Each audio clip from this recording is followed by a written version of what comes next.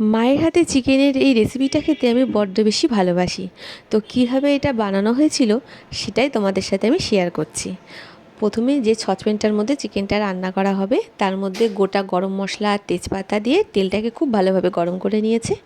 তারপরে তেলটা যখন একটু ঠান্ডা হয়ে এসছে এর মধ্যে কুচনো পেঁয়াজ আর মাংসতে যে মশলাটা দেওয়া হবে সেটা, 2 চামচ ফেটানো টক দই, আর চিকেনটাকে আগে থেকেই জল ঝরানোর জন্য রাখা হয়েছিল সেই চিকেনটা নুন হলুদ সব কিছু দিয়ে খুব ভালোভাবে মেখে নিতে হবে।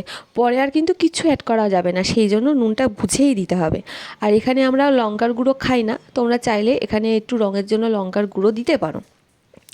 তারপরে এখানে সব কিছুই দিতে হবে গোটা গোটা, মানে গোটা আলু, টমেটো, তারপরে হচ্ছে রসুন, সব কিছু, পেঁয়াজ, ঠিক আছে? এর জন্যই মনে হয় এর টেস্টটা খুব ভালো হয়, জানো। আর হচ্ছে এটাতে একদম পুরো জল ছাড়া রান্না হবে, মানে মশলা ধোয়া ওই মিক্সির বাটির জলটা দিয়েছি, কিন্তু আলাদা করে কোনো জল টল কিচ্ছু দিতে হবে না। আর রান্না করতে করতে এসে বারবার দেখতেও হবে না যে মাংস কষা হলো কি না, ওই সবের কোনো ঝামেলা নেই। জাস্ট গ্যাসটার আঁচটা একটু কমিয়ে দিতে হবে আর এটাকে ঢাকা চাপা দিয়ে বসিয়ে দিতে হবে। ব্যাস, মাংস পুরো রেডি।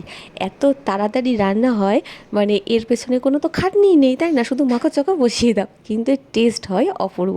আমার কথা শুনে তোমরাও একবার বানিয়ে দেখো, আশা করি নিরাশ হবে না।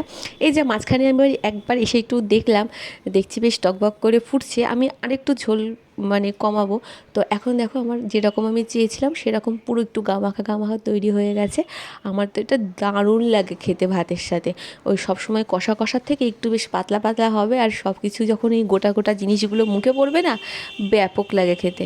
অনেক রকমের চিকেনের রেসিপি তো খাই, কিন্তু এই রেসিপিটা আমার দুর্দান্ত লাগে।